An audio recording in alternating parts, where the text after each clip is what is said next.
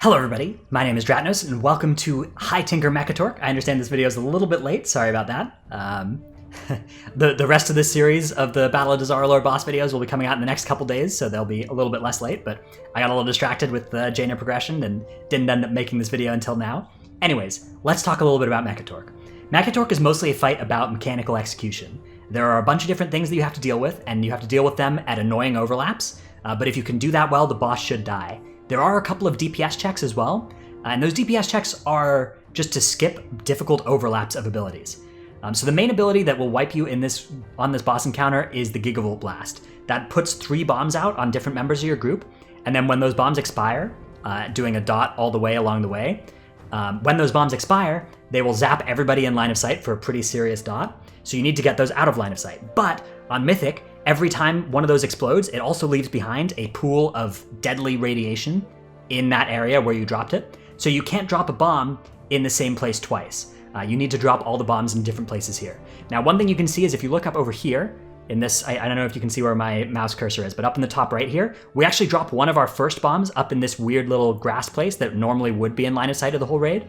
And we stack our raid right here, so that that's not in line of sight for that first set, and that helps us save space for later. That's one little tip that we have to deal with that mechanic. But for the most part, it's just about being economical with where you drop your Gigavolt Blasts and not using the premium places of great real estate until there are difficult overlaps, and you save those for people that get the bombs at times where things are bad and where they don't have much time to find a good place to drop.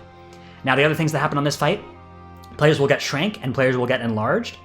When a player is shrank, they can get in the spark bots and help neutralize them by inputting the right code. I'll explain that when it happens to me later in this fight. And when players are enlarged, they do a little bit more damage. But when a player who's larger than another player walks on top of them, they will trample them, stunning them and dealing half their health and damage, which is pretty big, and you need to try and avoid doing. So generally, if you're around small people or if you are the big person, you need to be really careful with your movement. If you're a big person and you run over a small person as well, you one-shot them, so you need to be really careful and not do that. And other than that, you just kind of, you watch your movement. If something happens and you're big, you basically have to wait until you know for sure that nobody's around you before you move. One thing that can happen, for instance, is you can get teleported, like you just saw there. Everybody can get teleported, and then the boss sometimes will also come and jump on top of you. And on Mythic, there are a couple of other things that can happen when that happens too. On Mythic, when you get teleported, some members of your group will get turned into sheep, and some members of your group will get knocked up into the air.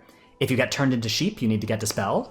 And if you get knocked up into the air, you need to use an ability of your own, like Blink, Shadow Step, Charge, Heroic Leap, Goblin Jump, Warlock Portal, Disengage, some of those kind of abilities to stop yourself from landing at the same time as Mekkatorque and dying because of that. Or you need to get a Slow Fall or a Levitate from a friendly priest or mage.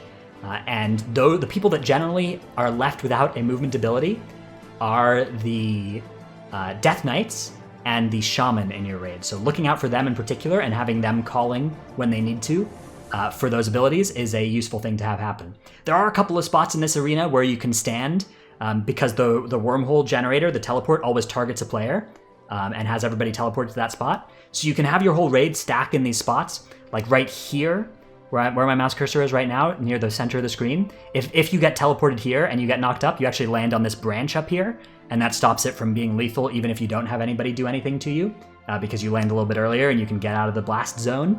But for the most part, our strategy ended up being to just have people call as needed for slow falls and for levitates. Now, we're about to get to the intermission here. The intermission happens at 40%, and the boss goes upstairs, and the mechanics start getting a little bit more hectic from there. Of course, there's also the Buster Cannon that I just showed you there. You have to dodge that. That's all there is to it. It claimed lives in our progression way more than it should have, but that is really all there is to it, is you just run out of the way of it. So here's how the bots work, right? You get shrank, you jump into these bots, and then you can see we have this WeakAuras setup, so people are calling out their names. And when you're in a robot, you can see the colors over your other robot friends' names. Like you can see the yellow above Dippin and Kassan, and I'm calling out Dippin yellow, Kassan yellow. And then right now, they're calling out what I have over my head, and at the bottom of my screen, I actually have these little buttons, and I'm inputting whatever color they're telling me so that I can kill my robot, and we can all get out of there in time. If you don't get that done in 25 seconds from jumping in the spark bot, it's very bad. You get stunned, and the robot stays alive, and it's very bad. You take a huge dot. So you need to make sure that you finish this pretty quickly. and that you call each other out effectively. And then otherwise, this intermission is just about dodging. It's about dodging and executing these mechanics. This is a pretty rough overlap, for instance, here. We got these Gigavolt blasts, and we got the wormhole at the same time. So I have a lot of ground to cover, and not a lot of time to cover it in before my bomb's gonna explode. You can see I did manage to get here in time, and I dropped myself, my bomb off, not in radiation and out of line of sight of anybody. And that's all you have to do to succeed at that mechanic. And then the boss comes back down. This is where we decide to pop our Bloodlust, and we're gonna use all of our abilities just to try and nuke the boss at this point till the end of the fight. This is now the serious phase where stuff starts to get much more hectic as time goes on. Now every time the boss summons Spark Bots, he summons 2 instead of 1.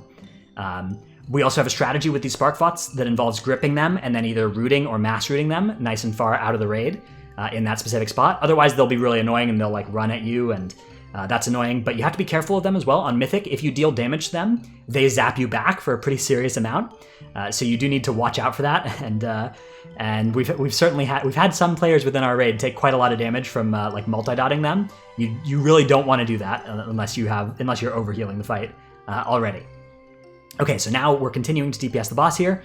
This is the part where things are just getting worse and worse. You can see these fires are coming out. Starting in the intermission and going for the rest of the fight, the boss will drop sheep throughout the arena, and they will explode and send these fire waves out in different directions. It's not the end of the world if you get hit by one, but it does put a pretty serious dot on you that you need to be careful of. And your defensives are usually pretty taxed already. So I would recommend doing your best to dodge those. When you do get Shrank, you also do way reduced damage, so you can't just like keep hitting the boss. You need to actually get in a robot and get yourself unshrank by finishing off the robot. That's the best strategy for dealing with this. And one thing that we like to do as well in this phase is that always one of the tanks will get Shrank, and you want to finish the tank first. You want to tell them how to get out fastest so that they can go back and do the tank swap mechanic as soon as possible. And then the 2 DPS that are in can help then deal with each other from there.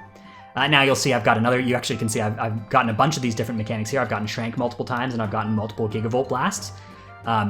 It's really hard to do good DPS if that happens to you. It's really hard to have a high parse if you end up having multiple mechanics happen to you on this fight. But it's really, you shouldn't worry too much about that. Everybody knows that that's how this fight works. The best way to help your guild is just to be ready for a mechanic to happen to you and make sure that you don't zap the whole raid. The general fail case for this boss is if you zap your whole raid. If you're in line of sight of everybody when your bomb expires. If you're too greedy, that can happen. You can see here I got knocked up on that blast off, for instance, and now I'm getting very low. And I'm just going to get behind line of sight right now. I could stay outside and be in line of sight of my healers, but I'd rather actually die out of line of sight than potentially live or potentially die by getting in line of sight of my healers. Because if I did die while in line of sight of the raid, I would actually zap them and potentially wipe the raid here. And otherwise, they don't need me, right? They're going to kill this boss without me at this point. So for the last set or 2 of bombs, I recommend this strategy of just dying out of line of sight if you're low, and only being in line of sight of healers if you're not like, if there's no danger that you might die in the next couple seconds. Anyways, that's been Mekkatorque. Stormwall and Jaina coming up very soon, much less delay between bosses for these last 3. Hope you've enjoyed this video. If you did, you might enjoy some of the other content on my channel. My guides to Outlaw and Assassination Rogue, for instance. By the way, if you're wondering why I was running Exsanguinate on this boss fight, it's because I had multiple Shrouded traits, High Haste, and Galecaller's Boon, and those 3 things made it sim higher for me. Those aren't like it's not an ideal setup or anything, it's just the best pieces of gear I had available to me. And I'm not running that anymore on live now that I have better pieces of gear. I know I got that question a couple times on some of my earlier videos. So that's been this video. That's been Mekkatorque. Thanks for watching, and I'll see you in the next one.